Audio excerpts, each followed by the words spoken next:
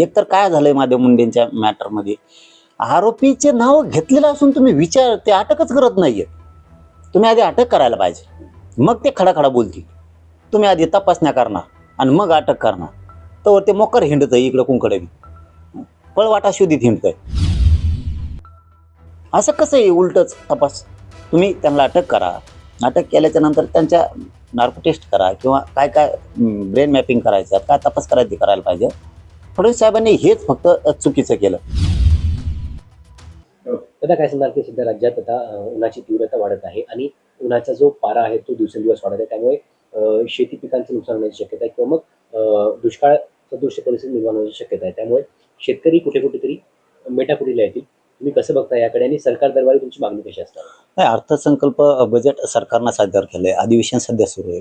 सर्वोच्च सभागृह आपलं सध्या ऍक्टिव्ह आहे आणि सरकारनं इतकं तातडीनं हा विषय मनावरती घेणं गरजेचं आहे. याच्यावरती कोणी बोलायलाच तयार नाहीये की आता दुष्काळच सुरू झालाय जवळपास. तुम्ही मराठवाड्यातल्या कुठल्या भागात जा, आज टँकरनं पाणी द्यायची परिस्थिती लोकांना प्यायची आली. जनावरांना चारा नाही, आता कारखाने बंद पडले.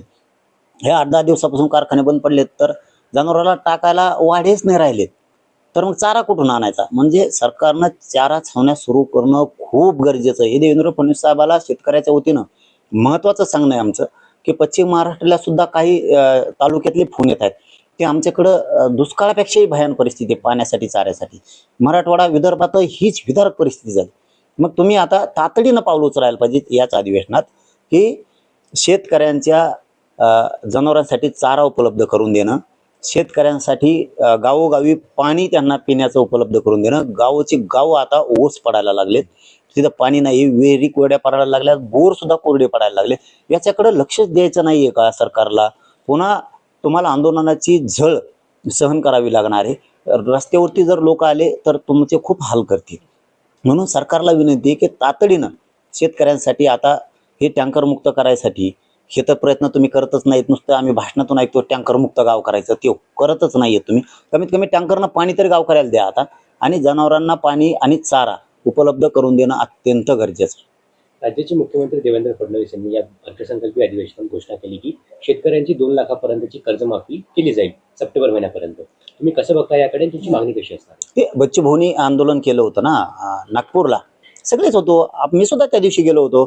त्याच दिवशी सरकारनं बैठक लावली, बच्चू भाऊनी सांगितलं आणि त्यांची सगळी टीम होती. राजू शेट्टी साहेबांपासून सगळे, तुपकर भैया ते सगळेच त्यांचे होते. मला वाटतं नवले भाऊ सुद्धा होते. ते त्यांची सगळी टीम त्या दिवशी तिथं होते. आम्ही खंबीरपणानं त्यांच्या पाठीशी होतो. तुम्ही करताल त्याच्यात आम्ही उभा आहेत. रक्त सांडायची वेळ आली तरी बच्चू भाऊने मागं सरकायचा नाही. आम्ही ठासून त्यावेळेस सांगितलेलं होतं आणि आम्ही ठासून उभा राहिलो.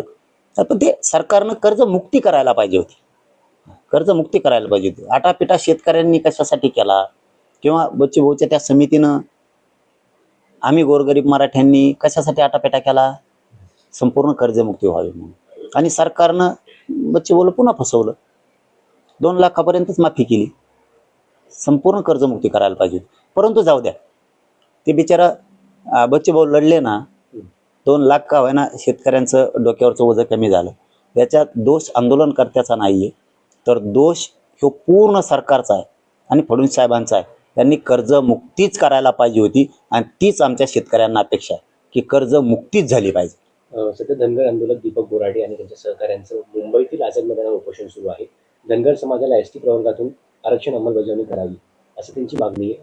तुमची मागणी कशी आहे, तुम्ही कसं बघताय? नाही, आपण तर हे बघा, 2 वर्षापूर्वी चौंडीला राजमाता अहिल्यादेवींच्या दर्शनासाठी गेलो होतो. त्यावेळी स्वतः राम शिंदे साहेब आणि त्यांच्या समुदायाचं सगळ्या आंदोलन होतं आणि कार्यक्रम ठेवलेला होता. त्यावेळेस आपण जाहीर केलं होतं की धनगर समाजाला, गोरगरिबांना आरक्षण मिळालं पाहिजे.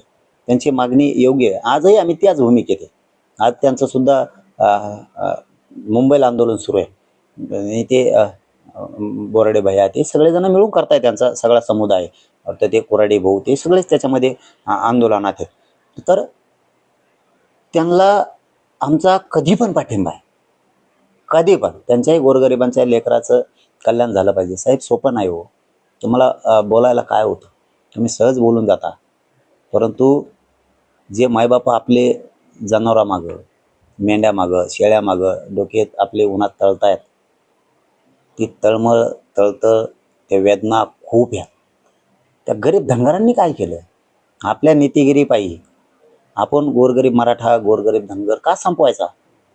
त्यांनी काय केले? त्यांच्या लेकराबाळाचं कल्याण झालं पाहिजे, आरक्षण मिळालं पाहिजे, राज्याच्या केंद्राच्या त्यांनाही सुविधा मिळाल्या पाहिजेत. वाईट भावना का? एखाद्या नेत्याबद्दल असणं ठीक आहे, समाजाबद्दल का?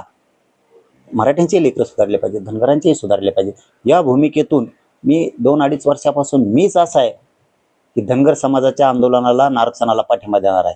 आणि हे ज्याच्यासाठी पळतेत ते नेते फक्त यांचा वापर करून घेतात. एकदाही म्हणत नाहीत की धनगराला एसटीतून आरक्षण द्या, एकदा पण म्हणत नाहीत. हे ज्याच्यासाठी पळतेत त्या नेत्यांनी म्हणायला पाहिजे ना. विधानसभात आहे ना, ते मंत्री म्हणून मिरवतो इकडे तिकडं. त्यांनी म्हणायला पाहिजे ना की धनगरांना आरक्षण द्या एसटीतून. का म्हणत नाही? अरे तुम्ही ज्याच्यासाठी मरमर करता ते म्हणत नाही, आणि तुम्ही आमच्यासाठी काहीच मरमर करत नाही. तरी आमची इच्छा आहे धनगरांना आरक्षण मिळायला पाहिजे. आणि ते प्रामाणिक आंदोलन आहे, सगळ्यांनी त्याच्यात उतरून आपल्या समाजाला न्याय दिला पाहिजे. आमचा तर पाठिंबा 100% आहे त्यांना. बरं, एक शेवटचा प्रश्न.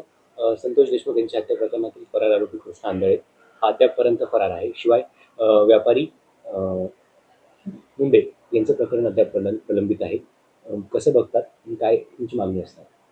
आता त्या कुटुंबाला जर काही, महादेव मुंडेंच्या कुटुंबाला जर काही शंका असेल तर मुख्यमंत्री देवेंद्र फडणवीस साहेबांनी त्यांचा पुनर्तपास करणं गरजेचं आहे. पुन्हा तपास होणं गरजेचं आहे. कारण माणूस तर गेलाय आणि तुमच्या राज्यातला गेलाय फडणवीस साहेब. आणि फडणवीस साहेबांनी खूप केलं त्या मॅटरमध्ये. कारण जे सत्य आहे ते बोलतोय मी. विरोध केल्यावर मी दनादन झोडतो, मी सोडत नाही. पण सत्य स्वीकारलं पाहिजे या मताचा मी. खूप केलं त्यांनी त्याच्यात. पण जर कुटुंबाला काही शंका असतील तर पुनर्तपास करायला काय हरकत आहे? ज्या जे नावं घेतलेत, एक तर काय झालंय महादेव मुंडेंच्या मॅटरमध्ये, आरोपीचे नाव घेतलेलं असून तुम्ही विचार ते अटकच करत नाहीये. तुम्ही आधी अटक करायला पाहिजे, मग ते खडाखडा बोलतील. तुम्ही आधी तपासण्या करणार आणि मग अटक करणार. तर ते मोकर हिंडत आहे इकडं कुंकडे, पळवाटा शोधित हिंडतंय. असं नाही व्हायला पाहिजे ना. तुम्ही ज्यांच्या कुटुंबियांनी नावं घेतलेत त्यांना तुम्ही अटक केलं पाहिजे. मग ते बोलती सुरू होईल त्यांची. अशी कशी बोलती होईल? असं कसं आहे? उलटच तपास. तुम्ही त्यांना अटक करा. अटक केल्याच्या नंतर त्यांच्या नार्को टेस्ट करा किंवा काय ब्रेन मॅपिंग करायचं, काय तपास करायचं ते करायला पाहिजे. फडणवीस साहेबांनी हेच फक्त चुकीचं केलं की त्या आरोपींना अगोदर त्यांनी अटक करायला पाहिजे होतं. बाकी सगळे कामं त्या प्रकरणातले फडणवीस साहेबांनी चांगले केले. फक्त एकच ते चांगलं केलं नाही, त्यांना अटक करायला पाहिजे होतं, नंतर तपास करायला पाहिजे होता. संतोष भैया देशमुखांच्या प्रकरणात सुद्धा तो आरोपी फरार आहे. त्याला अटक करणं खूप गरजेचं आहे. त्याला अटक झालीच पाहिजे. आणि याच्याच बरोबर जे मध्ये आरोपी आहेत ना, यांची संपत्ती कधी अटॅच करायची तुम्हाला? यांची संपत्ती अटॅच करायची कधी तुम्हाला? हे खूप महत्वाचं आहे. कारण तुम्ही ती संपत्ती त्यांची जप्त केली पाहिजे. त्यांना ती माज आहे त्या संपत्तीचा. ती काय हे गुंडगिरीच्या जीवावरती कमवली ती. फडणवीस साहेबाला कळत नाही का? काय त्याच्यात रूल नाही आहे का? मोक्यात प्रोव्हिजन नाही आहे का त्याच्यात संपत्ती जप्तीची? मोका कायदा म्हणजे काय? संपत्ती तशीच ठेवायची का? त्याची संपत्ती पुरी जप्त केली पाहिजे. आणि आता ते आंदोलन आम्ही हातात धरणार आहेत. कारण यांची टोळी बाहेर त्या संपत्तीच्या जीवावर माजली. आजच मला पत्र टाकलंय आमच्या आपले ते आमचे नांदेडचे तिरसोळ पाटील म्हणून आहेत. त्या टोळीतल्या काही लोकांनी त्यांना धमक्या दिल्या जाऊन, अशी मला माहिती मिळाली. आता त्यांनी एसपीला अर्ज केलाय. मी एसपी साहेबात सुद्धा बोलतो, कसं काय अटक होत नाही, ते कोण आहेत? लावावर हात तुम्ही त्याला, मग दाखवतो आम्ही तुम्हाला. कोणाला उठलं की तुम्ही माजल्यासारखं करणार? बापाची पेंड आहे काय राज्य? तुम्ही चावून खाणार का गोरगरिबाचे लोक? म्हणजे ही जी गुंडाची टोळी पसरलेली राज्यात, ही लाभार्थी टोळी रक्ताने हाता भरलेली, ही गब्बसत नाही. यांची मस्तीच उतरावं लागणार आहे. धमक्या देत आहे कुठले गरीब मराठ्यांच्या पोराला धमक्या देणार? तर तिरसोळ पाटलाला धमकी. तुम्ही एवढं सोपं समजता? लावावर हात तुम्ही. आणि आता कसं काय ते अटक करत नाहीत बघतोच ना मी.